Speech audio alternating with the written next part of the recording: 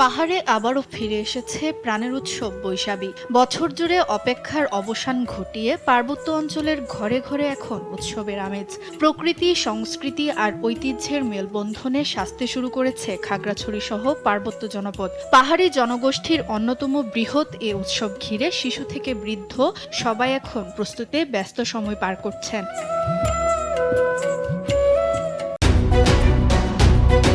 দেড় যুগ ধরে ভালোবাসার নিড়ে এসিআই পিওর সল্ট।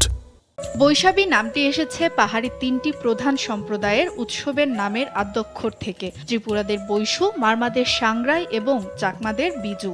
বাংলা নববর্ষের সঙ্গে মিল রেখে প্রতি বছর এপ্রিল মাসে এ উৎসব উদযাপন করা হয়। রোববার নদীতে গঙ্গা দেবীর উদ্দেশ্যে ফুল নিবেদনের মধ্য দিয়ে শুরু হবে বৈশাখীর মূল আনুষ্ঠানিকতা। তবে এরই মধ্যে পাড়া মহল্লায় শুরু হয়ে গেছে নানা আয়োজন।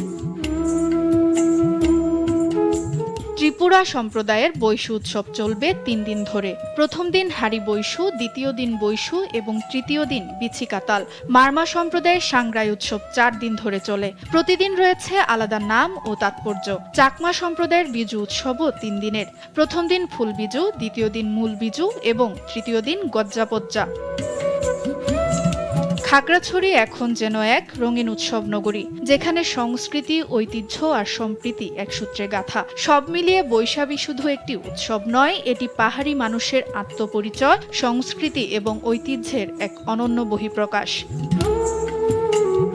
সুপ্রিয়া তৃষা, নিউজ ডেস্ক, দেশ টিভি।